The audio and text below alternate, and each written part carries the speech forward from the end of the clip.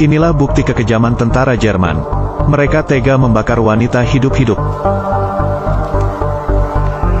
Padahal wanita itu tak melakukan kesalahan. Namun mereka tidak peduli. Mereka berlaku kejam pada warga sipil. Wanita itu bernama Bella. Saat ia dibakar hidup-hidup, sang suami menyaksikannya. Namun suami Bella tidak bisa menyelamatkannya.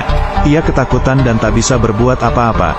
Namun saat ia kembali ke rumah, suami Bella yang bernama Louis itu, ia mengambil senapan dan bersembunyi di sumur. Di pagi hari, tentara Jerman mengambil air dari sumur itu. Lalu Louis langsung menembaknya.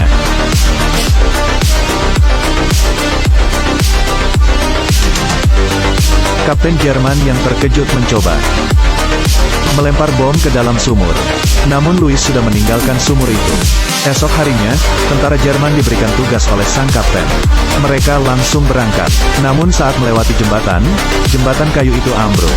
Mobil mereka jatuh dan meledak. Ternyata itu adalah rencana Louis. Di malam hari, Louis sudah menghancurkan penopang jembatan kayu itu menggunakan linggis. Tentara Jerman yang lain langsung waspada. Mereka sadar ada musuh yang mengintai. Louis sudah mengamati mereka dari jendela. Ia mulai menembak para tentara itu. Tentara Jerman balas menembak. Mereka mengejar Louis dan masuk ke dalam rumah. Tapi Louis kabur melalui jalan rahasia. Tentara Jerman terus masuk. Louis masuk ke lorong. Ia berhasil kabur dan sampai ke rumahnya. Rumah itu adalah tempat persembunyiannya. Tapi sayangnya, seorang tentara memergoki Louis. Louis yang sudah merasa aman, langsung membasuh kepalanya dengan air. Namun tentara tadi sudah berada di belakang Louis. Ia mengacungkan senapan ke tubuh Louis. Louis pura-pura menurut, tapi Louis segera berbalik dan merebut senapan itu. Louis menghajar tentara itu tanpa ampun. Ia dendam kepada semua tentara Jerman yang telah membunuh istri tercintanya. Louis meluapkan kemarahannya. Ia menghantamkan kepala tentara itu ke wastafel. Tentara itu berlumuran darah dan mati. Esok harinya, beberapa warga datang menemui Louis. Mereka adalah para pejuang Prancis yang ingin melawan Jerman. Louis menceritakan bahwa istrinya telah diperkosa oleh tentara Jerman dan menembak putrinya dengan pistol. Mereka juga membakar istrinya hidup-hidup. Louis mengatakan bahwa ia akan tinggal sendirian untuk membunuh tentara Jerman. Para pejuang Prancis itu pun pergi. Sementara itu, tentara Jerman bersiap meninggalkan desa. Mereka kabur menggunakan tali. Namun sebelum mereka berhasil kabur, Louis menembak mereka dari belakang. Tentara itu jatuh dari tali. Tentara Jerman marah. Ia melemparkan granat. Louis langsung melarikan diri. Namun granat meledak di sampingnya. Dengan sisa tenaga Louis merayap dan kabur. Di saat yang sama, Kapten Jerman panik. Mereka merasa dikepung oleh pejuang Prancis. Lalu ia memerintahkan tentara untuk mencari musuh.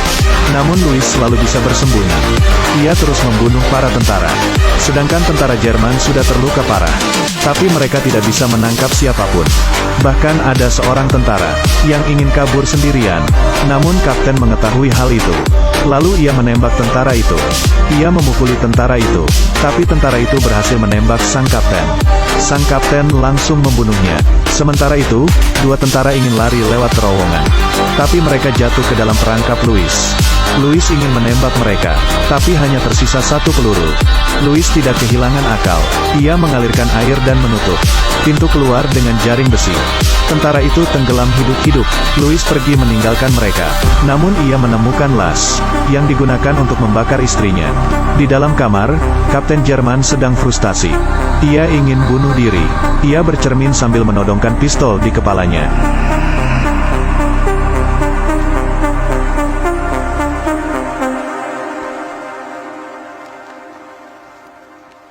Namun dari cermin itu, Louis muncul dan membakarnya. Akhirnya Louis berhasil menuntut balas untuk kematian istri dan putrinya. Ia duduk di dalam mobil. Matanya menerawang. Louis tersenyum. Sambil menangis ia membayangkan istri dan putrinya bahagia di surga.